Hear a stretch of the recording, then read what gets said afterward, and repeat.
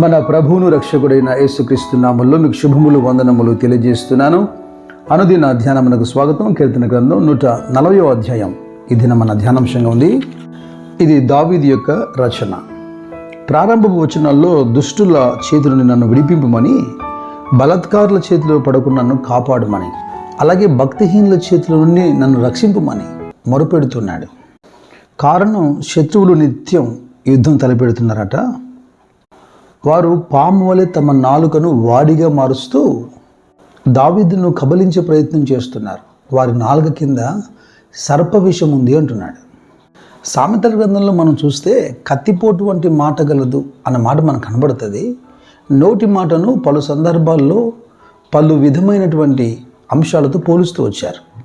ఒక కత్తి చేస్తున్నటువంటి గాయం కంటే కూడా నోటి మాట ఎక్కువ గాయపరుస్తుందట.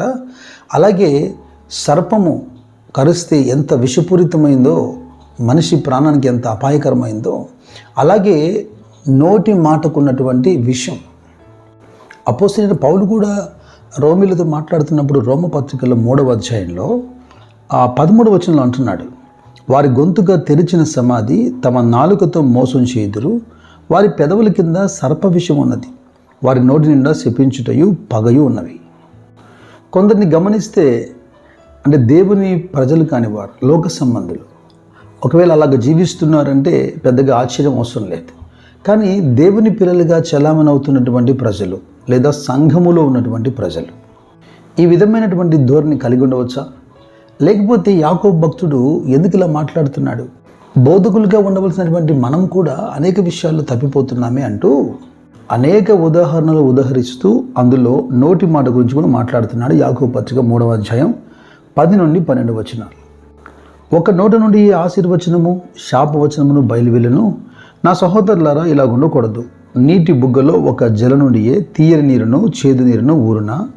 నా సహోదరులారా, అంజురపు చెట్టున ఒలీవ పండ్లైనను ద్రాక్ష తీగను అంజురపు పండ్లైనను కాయున, అటువలనే ఉప్పు నీళ్ళలో నుండి తీయని నీళ్లు ఊరవు అంటున్నాడు.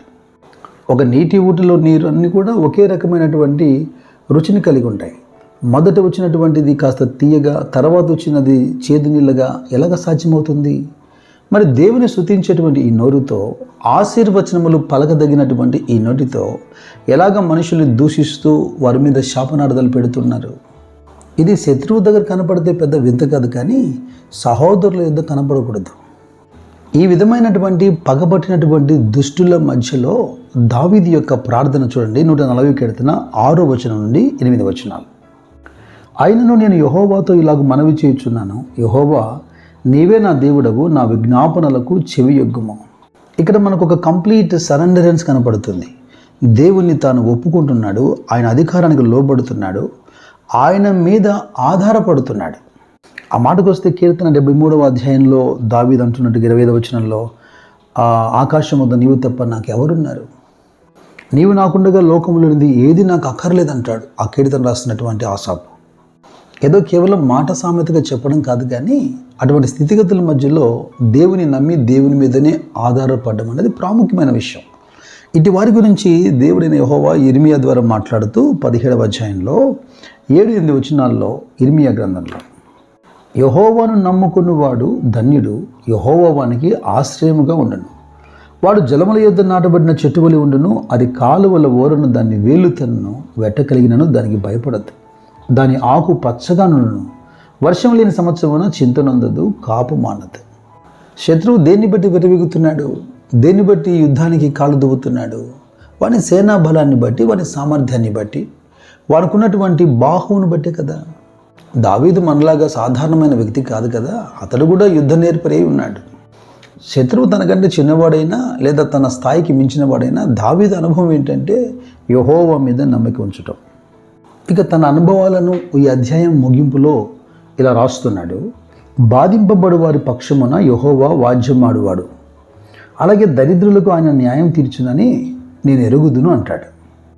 అనేక మార్లు తను దేవుని మీద ఆధారపడి ప్రార్థించి సమస్యల మధ్యలో జవాబులు పొందాడు గనక, శత్రువును దేవుని చేతికి అప్పగించాడు గనక, ఓ నిరీక్షణ కలిగి ఎదురు చూస్తూ ఉన్నాడు గనక తను ధైర్యంగా ఒక సాక్ష్యం ఇవ్వగలుగుతున్నాడు. నిశ్చయముగా నీతిమంతులు నీ నామమునకు కృతజ్ఞతాస్తుతులు చెల్లించెదరు, యథార్థవంతులు నీ సన్నిధిని నివసించెదరు. ఈ 2 వచనాలు మనకి ఏమి తెలియపరుస్తున్నాయంటే జస్టిస్ ఫర్ ద పూర్ అన్నమాట. ఆయన న్యాయాధిపతి, ఆయన నీతిమంతుడు, ఆయన న్యాయం తప్పక తీర్చువాడు, ఆయన నీతిమంతులను ఎరిగినవాడు, నీతిమంతులను క్షుణ్ణంగా పరిశీలిస్తున్నవాడు. మీరు కీర్తన 11వ అధ్యాయంలో కూడా 2 వచనాలు చూడండి, 4-5 వచనాలు. యెహోవా తన పరిశుద్ధాలయంలో ఉన్నాడు, యెహోవా సింహాసనము ఆకాశమందున్నది, ఆయన నరులను కనులారా చూచుచున్నాడు, తన కనుదృష్టి చేత ఆయన వారిని పరిశీలించుచున్నాడు.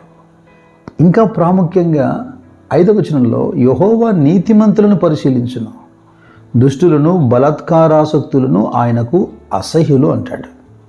దేని కొరకు నీతిమంతులను పరిశీలిస్తున్నాడు? 7వ వచనంలో మనకు ఒకంత జవాబు కనబడుతుంది. యెహోవా కూడా నీతిమంతుడు, అయితే ఆయన నీతిని ప్రేమించేవాడట. యోబు గ్రంథం 2వ అధ్యాయంలో 9వ వచనంలో యోబు అనుభవిస్తున్నటువంటి శ్రమల మధ్యలో, లేదా తన శరీరంలో తనకు కలిగినటువంటి అనారోగ్యము, ఆ బాధ మధ్యలో యోబు భార్య అంటుంది, నీవింకనూ యథార్థతను వదులుకుందువా, దేవుని దూషించి మరణం కమ్మంటుంది. యోబు తన జీవితంలో సమస్తమును కోల్పోయిన మాట వాస్తవం, ఆరోగ్యంతో సహా. కానీ నీతిని, యథార్థతను విడవక ఉన్నట్టుగా ఇక్కడ ఈ వచనం మనకు తేటగా చెబుతుంది. మార్గమధ్యములో ప్రజల, స్నేహితుల మాటలు కాస్త వ్యాకులం పుట్టించి, కాస్త కోపంగా యోబు మాట్లాడినప్పటికీ ముగింపు అధ్యాయంలో యోబు పొందినటువంటి 2 ఆశీర్వాదానికి యోబు వదలని నీతి, యథార్థత కారణం కాదా? సామెతల గ్రంథం 11వ అధ్యాయం అంటుంది, నిశ్చయముగా నీతిమంతులు ప్రతిఫలం పొందుతారని.